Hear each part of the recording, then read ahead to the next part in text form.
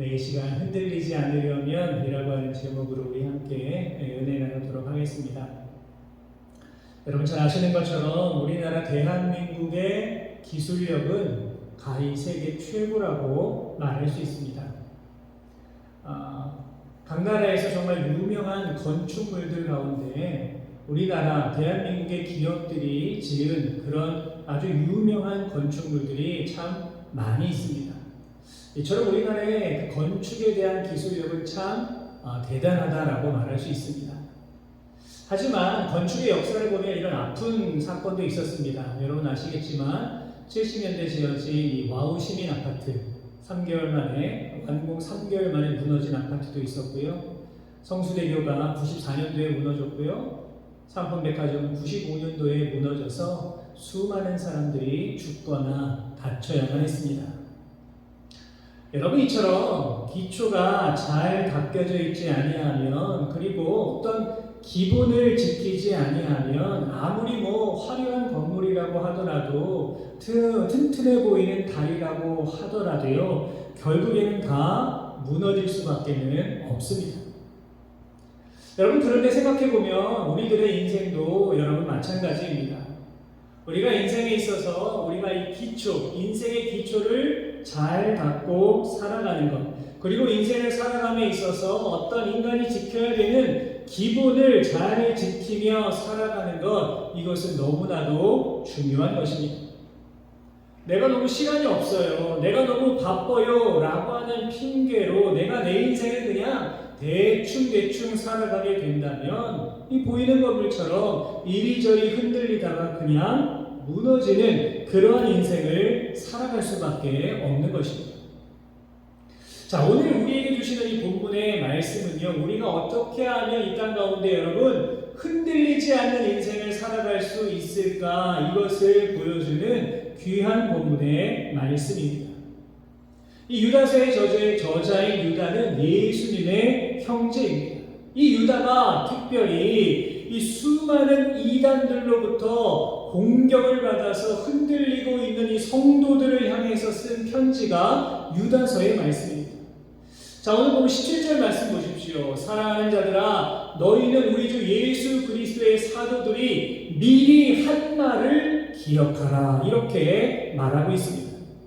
자, 지금 유다는 성도들을 향해 사도들이 이미 이전에 했던 말들을 너희는 기억하며 살아가야지 흔들리지 않을 수 있어, 지금 이렇게 말하고 있는 겁니다. 그렇다면 여러분, 사도들이 이미 이전에 했던 말은 과연 무엇일까요? 자, 그것은 바로 당시 교회를 흔들고 당시 성도들을 괴롭게 하고 어려움에 처하게 했던 바로 이단들에 대한 말씀이었습니다.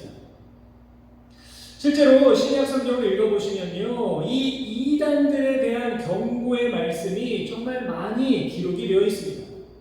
사도 바울은 무엇이라고 하였습니까? 갈라디아서 1장 7절 말씀을 통해 다른 복음은 없나니 다만 어떤 사람들이 너희를 교란하여 그리스도의 복음을 변하게 하려 함이라, 이러한 말씀을 해주었습니다. 또한 베드로 역시 베드로후서 2장 1절 말씀을 통하여서 그러나 백성 가운데 또한 거짓 선지자들이 일어났었나니 이와 같이 너희 중에도 거짓 선생들이 있으리라. 그들은 멸망하게 할 이단을 가만히 끌어들여 자기들을 사신 줄을 부인하고 임박한 멸망을 스스로 취하는 자들이라, 아주 이렇게 무섭게 경고하였습니다. 여러분, 어디 그뿐일까요? 예수님 역시 이단에 대해서 이렇게 경고하셨습니다. 마태복음 24장 4절과 5절 보시면 예수께서 대답하여 이르시되 너희가 사람의 미혹을 받지 않도록 주의하라. 많은 사람이 내 이름으로 와서 이르되 나는 그리스도라 하여 많은 사람을 미혹하리라. 여러분 어떠합니까? 이처럼 많은 사도들 그리고 예수님 역시 이단에 대해서 주의하고 경계하여라, 이렇게 거듭해서 강조하고 있음을 우리는 볼 수가 있습니다. 그러니까 생각해보면 당시에 그만큼 이단들의 공격이 너무나 거셌다라고 하는 겁니다. 이 이단들의 공격 때문에 많은 성도들이 이리저리 흔들렸다라고 하는 것이죠. 그렇기 때문에 지금 유다 역시 이러한 이단들에 대해서 경고하고 있는 겁니다. 여러분, 유다가 정의하고 있는 이단의 특징은 어떤 사람들입니까? 오늘 보면 19절을 보시면 이 사람들은 분열을 일으키는 자며 육에 속한 자며 성령이 없는 자다, 이렇게 정의하고 있습니다. 그러니까 생각해보면요, 이단들은요, 우리를 공격할 때에 우리들의 믿음을 공격하는 겁니다. 우리의 믿음을 이리저리 흔드는 것이 바로 이단들의 아주 중요한 공격이다라고 말할 수 있다는 것이죠. 자, 그렇다면 여러분, 우리가 어떻게 살아야 이 이단들의 공격에 흔들리지 않는 그런 인생을 살아갈 수가 있겠습니까? 오늘 보면 세 가지를 우리에게 말합니다. 첫째로, 거룩한 믿음 위에 우리를 세워나가야 합니다. 거룩한 믿음. 오늘 보면 20절 보십시오. 사랑하는 자들아, 너희는 너희의 지극히 거룩한 믿음 위에 자신을 세우며, 이렇게 말하고 있습니다. 어찌 보면 너무 당연한 말처럼 들릴 수 있겠지만요, 우리는 언제나 굳건한 믿음의 반석 위에 여러분이 서 있어야 흔들리지 않을 수 있다라고 하는 겁니다. 여러분 생각해 보십시오. 이단들의 공격은요, 예수님 당시에만 있었던 것도 아니고요, 초대교회만 있었던 것이 절대로 아닙니다. 지금도 마찬가지입니다. 여러분, 오늘날에도요, 여러분, 우리 주변에 수많은 이단들이요, 활개를 치고 있습니다. 지금 우리가 살고 있는 이 밴쿠버에는 이단들이 들어와 있을까요? 없을까요? 이단들이 있습니다. 있습니다. 그래서 이번에 저희 교단에서는요, 이단 상담소라는 것을 개소하였습니다. 그러니까 이단에 빠지신 분들이 많아서 피해를 보신 분들이 있어서 이분들을 상담하기 위한 상담소도 개소를 했습니다. 여러분, 우리 주변에요, 정말 말도 안 되는 거짓 교훈들이 난무합니다. 하나님 말씀을요, 자기 마음대로 해석하는 사람들이 얼마나 많이 있는지 모릅니다. 그러니까 우리 교회가 아니라 다른 외부에서 하는 여러분 성경 공부는 주의해서 들으셔야만 합니다. 스스로 내가 예수다 이렇게 찡하는 사람들도 얼마나 많이 있는지 모릅니다. 제가 어떤 통계를 봤는데요, 전 세계적으로 내가 예수다, 자칭 예수다라고 하는 사람이 가장 많은 나라가 어디일까요? 한국이었습니다. 대한민국이에요. 내가 예수라고 주장하는 사람들이 그렇게 많이 있다라고 합니다. 자, 여러분, 그런데 여기서 무서운 게 무엇이냐면요, 이단들이 여러분들, 우리 가운데 혹시라도 우리들을 유혹할 때 아주 엉뚱한 논리로 우리를 유혹하는 게 아닙니다. 들어도 말도 안 되는 그러한 내용으로 우리를 공격하는 게 아니다라는 것이죠. 어떻게 공격할까요? 이단들도 성경을 봅니다. 이단들도 성경에 대해서 잘 알고 있습니다. 그래서 하나님 말씀을 가지고 사람들을 미혹하는 겁니다. 그런데요, 어디에서도 듣지 못한 완전히 새로운 방식으로 성경을 해석하는 겁니다. 그러면 어떻게 될까요? 믿음이 연약하신 분들은, 그래서 믿음의 기초가 단단하지 않은 분들은요, 그런 성경 해석에 이리저리 흔들리게 됩니다. 마음을 다 빼앗기게 되는 겁니다. 너무나도 새로운 말씀이야, 너무나도 대단한 말씀이야, 그렇게 그런 말씀을 받아들이게 되는 것이죠. 그래서 더 나아가 어떻게 됩니까? 그게 진리야, 그게 진리야, 그렇게 생각을 하게 됩니다. 그래서 교회에서 가르치는 그런 말씀은 다 틀린 거야, 다 거짓이야, 그런 마음이 생겨나게 된다라고 하는 겁니다. 여러분, 이것이 너무나도 무서운 것입니다. 제가 한국에 있을 때, 부목사로 있을 때 어느 날 양복을 말끔하게 잘 차려입은 신사 한 분이 교회 사무실에 찾아오셨습니다. 내가 예전에 이 교회를 다닌 적이 있는데 좀 신앙 상담을 하고 싶다고 찾아오셨습니다. 그래서 그분과 이런저런 말씀을 많이 나누었습니다. 그런데 이분이 성경을 너무나도 잘 하시는 겁니다. 성경을 많이 읽으셨다고 하시더라고요. 그래서 그분과 이런저런 이야기를 나누었는데 조금 느낌이 이상한 겁니다. 그래서 제가 조심스럽게 물어봤습니다. 선생님, 혹시 신천지이십니까? 이렇게 물어봤습니다. 여러분, 신천지라고 하는 이단이 있습니다. 그러자 이분이 뭐라고 했을까요? 이분이 너무나 당당하게, 네, 맞습니다, 저는 신천지의 추수꾼입니다 라고 말하는 겁니다.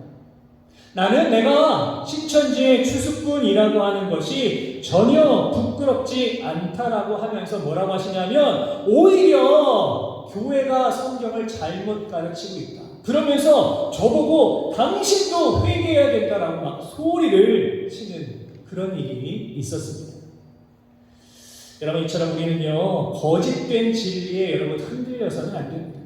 우리는 오직 하나님 말씀에 기초한 그 믿음을 가지고 살아가야만 합니다.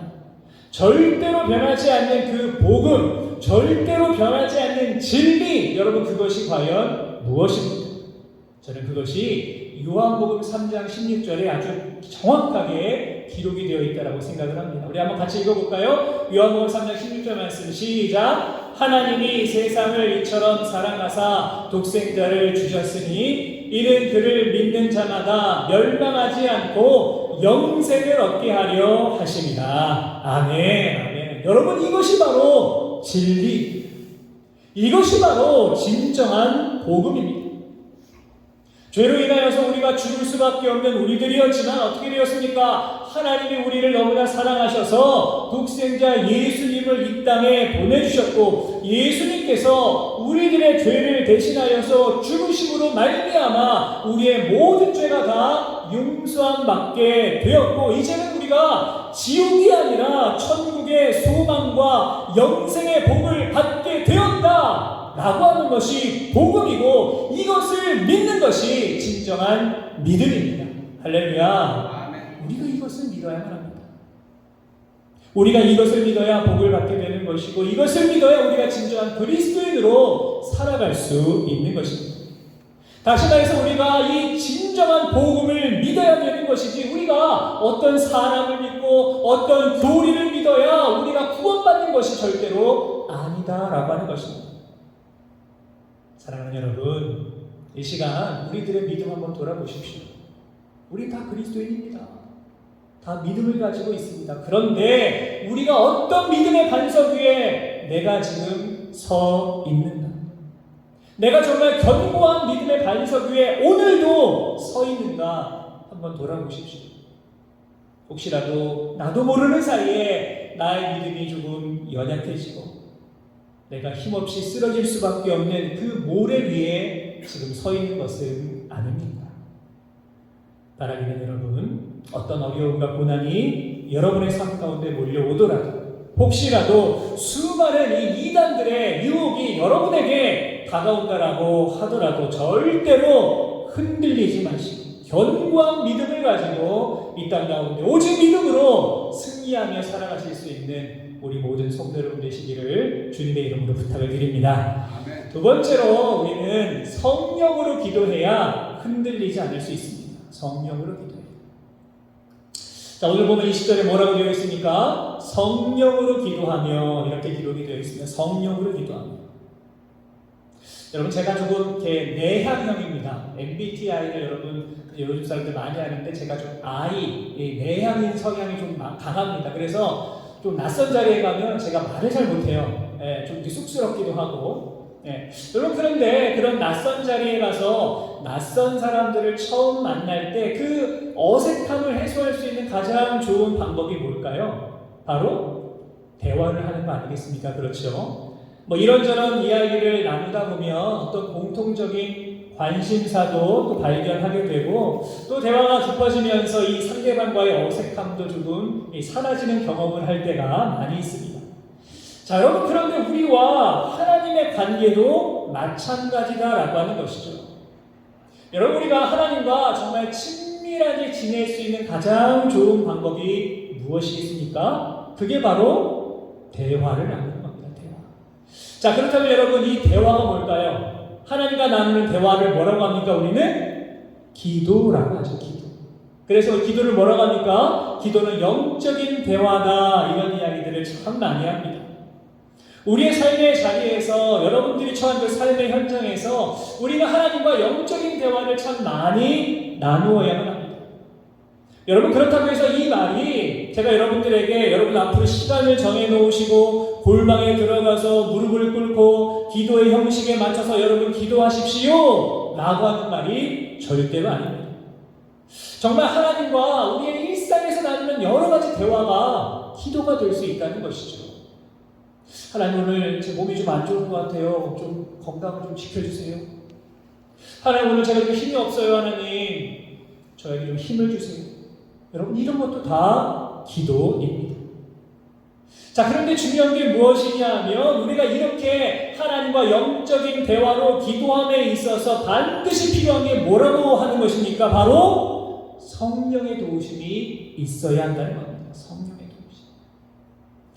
우리 요한복음 14장 26절 말씀 여러분 같이 한번 읽겠습니다. 시작. 보혜사 곧 아버지께서 내 이름으로 보내실 성령, 그가 너희에게 모든 것을 가르치고 내가 너희에게 말한 모든 것을 생각나게 하리라. 아멘. 여러분, 무슨 말씀입니까? 여러분, 지금 성령님이 어디에 계시다는 겁니까? 지금 성령님은 나와 우리와 함께하고 계시다라고 하는 겁니다.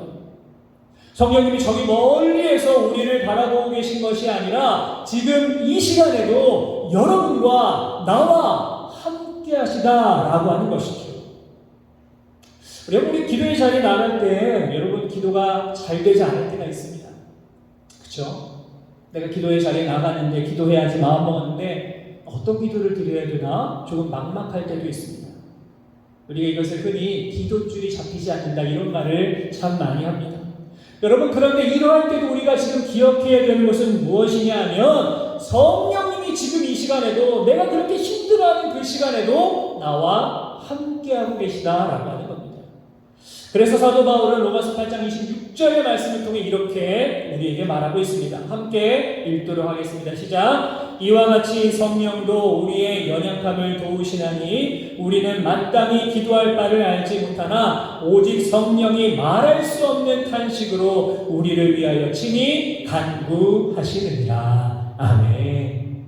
여러분, 성령님은 지금 이 시간 정말 우리가 기도할 수 없는 그 순간에 우리가 너무나도 아파하고 힘들어하고 괴로워하는 그 순간, 심지어 너무나 고달파서 눈을 들어서 주님을 바라볼 수 없는 그 순간에도 우리를 위하여 친히 간구하고 계시다라는 것을 여러분 꼭 기억하시기를 바랍니다. 여러분, 그렇기 때문에 우리는 기도의 자리에 나아갈 때마다 무엇을 의지해야 됩니까? 성령님을 의지해야만 합니다. 성령님께서 우리들에게 말씀하시는 것이 무엇인가 우리가 민감하게 귀를 기울이고 민감하게 믿음의 눈으로 바라볼 수 있어야 된다라고 하는 겁니다. 여러분, 사도행전 3장을 보시면 베드로와 요한이 성전 미문에서 구걸하던, 기도하러 올라가던 길에 성전 미문에 앉아 구걸하던 그 사람을 향하여서 이렇게 말하는 장면이 있습니다. 은과 금은 내게 없거니와 내게 있는 이것을 내게 주노니 나사렛 예수 그리스도의 이름으로 일어나 걸으라, 이렇게 말하고 이 사람을 일으켜서 병에서 고쳐주는 장면이 나옵니다.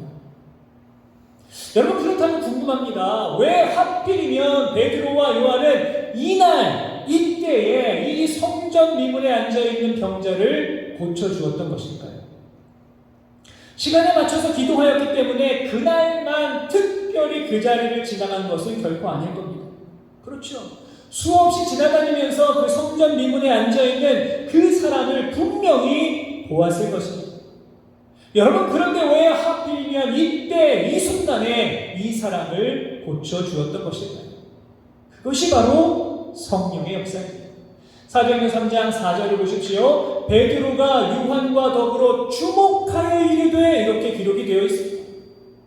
그 전까지는 이 사람을 보았어도 내가 주목하여 본 적이 없었지만 이날만큼은 내가 이 사람을 주목하여 보았던 것이고 내가 이날만큼은 이 사람을 예수 그리스도의 이름으로 내가 고쳐주어야겠다라고 하는 그런 마음이 들었다라고 하는 것입니다.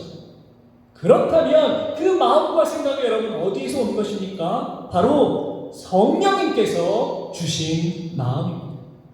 성령님께서 이 사람을 주목하여 보기를 원하셨던 것이고 성령님께서 이 사람을 병에서 고쳐주시기를 원하셨던 것입니다. 바라기는 여러분, 앞으로 여러분 기도의 자리에 나아갈 때마다 성령님을 의지하십시오. 성령님과 함께하는 기도를 드리실 수 있기를 바랍니다. 우리가 그렇게 기도하며 나아갈 때에 정말로 이 세상을 이길 수 있는 흔들리지 않는 믿음을 가지고 이 세상을 살아가게 될 줄로 믿습니다. 자, 마지막 세 번째로 우리는 하나님의 사랑 안에서 자신을 지켜야 합니다. 그래야 흔들리지 않을 수 있습니다. 하나님의 사랑 안에서 나를 지켜야 된다는 것이죠. 오늘 본문 21절 말씀입니다. 하나님의 사랑 안에서 자신을 지키며 영생에 이르도록 우리 주 예수 그리스도의 긍휼을 기다리라. 이 하나님의 사랑 안에서 자신을 지키며 라고 하는 이 말씀을 공동 번역으로 보니까요, 그리고 언제나 하나님 사랑 안에 머물러 있으면서 라고 하는 뜻이 됩니다. 자, 우리가 인생을 살아가면서 늘 기억해야 되는 게 뭐냐? 그게 바로 하나님 사랑입니다. 하나님 사랑. 여러분, 하나님 사랑을 잊어버리면 안 됩니다. 우리가 신앙생활하면서 하나님의 사랑을 잊어버리는 그 실수를 범해서는 안 된다라고 하는 것이죠. 그래서 우리가 언제나 하나님 사랑 안에 머물기 위하여서 노력해야만 합니다. 자, 그렇다면 여러분, 하나님 사랑이 뭡니까? 여러분, 하나님은 어떤 사랑을 여러분들에게 보여주셨습니까? 정말 우리 인간이 감히 상상할 수 없는 사랑을 하나님은 보여주셨습니다. 우리를 너무나 사랑하셔서 하나밖에 없는 독생자 예수님을 이 땅에 보내주셨지요.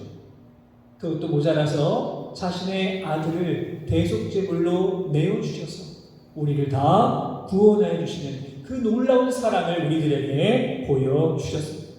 우리는 언제나 이 사실을, 하나님의 사랑을 여러분 반드시 기억해야만 합니다.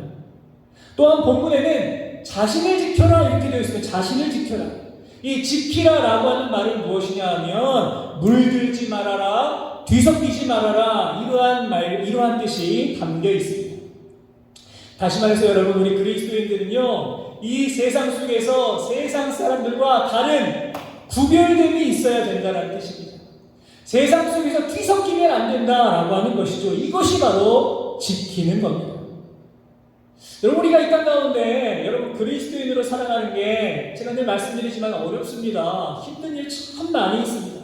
이유가 무엇입니까? 세상 사람들은요, 여러분들이 교회 다닌다는 이유만으로, 여러분들이 그리스도인이라고 하는 이유만으로 더 높은 도덕적 가치를 요구할 때가 참으로 많이 있기 때문입니다.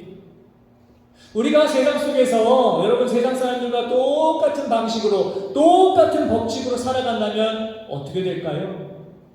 우리가 교회 장로님, 집사님, 권사님, 성도님, 목사라고 하는 이유만으로 이런 말 들어야 될 때가 있습니다. 아, 교회 다니는 사람들이 더하네.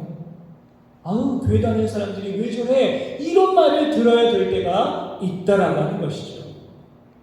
자, 그렇다면 여러분, 이렇게 힘든 세상 속에서 우리가 어떻게 나를 좀 구별하며 살아갈 수 있을까요? 나를 어떻게 조금 지키며 살아갈 수가 있겠습니까? 그것이 바로 하나님의 사랑입니다. 하나님의 사랑. 오늘 보면 21절 보십시오. 나를 지켜야 되는데 어떻게 지켜요? 하나님의 사랑 안에서 지켜야 합니다. 하나님의 사랑 안에서.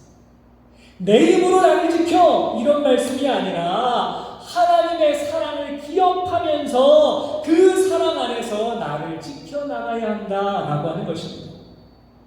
그렇기 때문에 우리는 세상 속에서 언제나 하나님의 사랑을 기억해야만 합니다.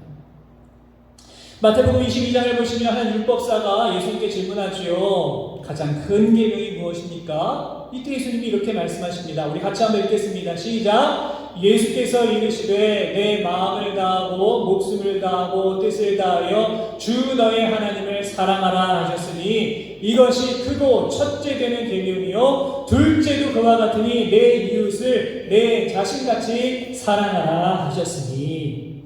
여러분, 무슨 말입니까? 하나님을 사랑하고 이웃을 사랑하는 것이 가장 큰 계명이다, 이런 말씀입니다.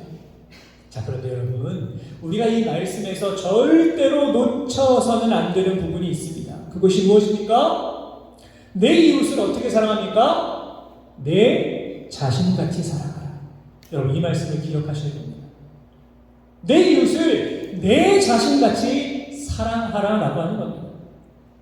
우리가 하나님을 사랑하는 하나님의 그 사랑의 마음을 가지고 이웃을 사랑함에 있어서 전제 조건이 무엇입니까? 바로 나를 사랑해야 된다는 겁니다.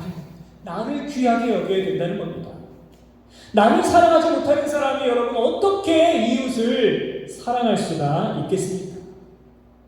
그렇기 때문에 예수님께서는 너희는 그냥 이웃을 사랑해, 오늘부터 무조건 이웃 사랑해, 이렇게 말씀하신 것이 아니라 뭐라고 하십니까? 내 자신같이 내 이웃을 사랑해라 말씀하신 것입니다. 사랑하는 여러분, 하나님의 사랑 안에서 나를 지키십시오. 하나님의 사랑 안에서 나를 귀하게 여기십시오. 이 세상 속에서 하나님의 사랑을 가지고 나를 지켜 나갈 수 있어야만 합니다. 여러분, 이 자리에 있는 우리 모두는 다 하나님의 형상을 가진 아름다운 사람들입니다. 그리고 나를 사랑하는 그 마음을 가지고 하나님을 사랑하고 이웃을 사랑하며 나아갈 때에 우리는 흔들리지 않는 믿음을 가지고 살아가게 될 줄로 믿습니다. 사랑하는 여러분, 오늘 본문을 통해 유다는 우리에게 너희들 흔들리지 않는 그리스도인이 되라 이렇게 권면하고 있습니다. 우리 권사님 기도하셨지만 이 세상에는요 우리를 흔드는 것들이 너무나 많이 있습니다. 아마 오늘 여러분 여기서 한번 결단하고 그래 내가 흔들리지 않아야지 라고 생각하고 세상을 향해 딱 나가면 그 순간부터 여러분을 흔드는 것들이 너무나 많이 있을 것입니다. 이러한 때에 우리가 굳건한 믿음의 진리 위에 서 있지 않으면요 금방 다 쓰러지고 맙니다. 금방 다 넘어지고 맙니다. 바라기는 거룩한 믿음 위에 여러분 굳게 서 나아가시고 언제나 성령으로 여러분 기도하시고 무엇보다 하나님 사랑을 기억하시고 여러분 나 자신을 더욱더 지키며 나아가심으로 말미암아 결코 이 세상 속에서 흔들리지 않는 그 위대한 믿음의 역사를 써 나아가실 수 있는 저와 우리 모든 성도 여러분의 귀하고 복된 삶의 모습이 다 되실 수 있기를 주님의 이름으로 축원합니다.